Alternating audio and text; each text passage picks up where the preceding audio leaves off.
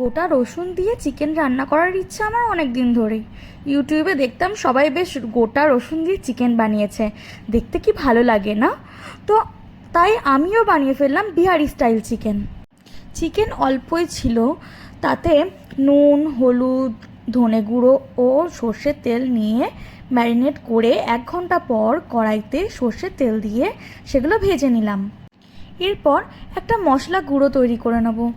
তার জন্য একটা পাত্রে গোটা এলাচ, লবঙ্গ, দারচিনি ও গোটা গোলমরিচ, কিন্তু আমার কাছে গোলমরিচ না থাকায় আমি গোলমরিচ গুঁড়ো দিয়েছি, গোটা জিরে, গোটা সর্ষে দিয়ে তা কিছুক্ষণ গরম করে গ্যাস অফ করে দিলাম। এরপর মশলাগুলো ঠান্ডা হলে তা মিক্সিতে নিয়ে গুঁড়ো করে নিলাম। এবার কড়াইতে থাকা তেলে 2টো শুকনো লঙ্কা, একটি তেজপাতা দিয়ে পেঁয়াজ দিয়ে দিলাম। পেঁয়াজে নুন দিলাম যাতে তা তাড়াতাড়ি নরম হয়। এবার ওতে 2টো গোটা রসুন দিয়ে দিলাম। এবার মশলাটা 5 মিনিটের জন্য ঢাকা দিয়ে দিলাম। 5 মিনিট পর ঢাকা সরিয়ে এবার রসুন কুচি, লঙ্কা কুচি ও আদা রসুন পেস্ট দিয়ে দিলাম।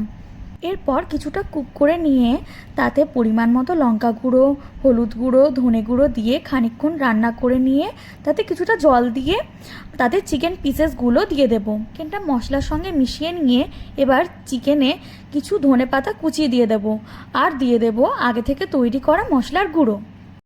এবার যতটা গ্রেভি দরকার সেই মতো কুক করলেই রেডি আমাদের বিহারি স্টাইল চিকেন।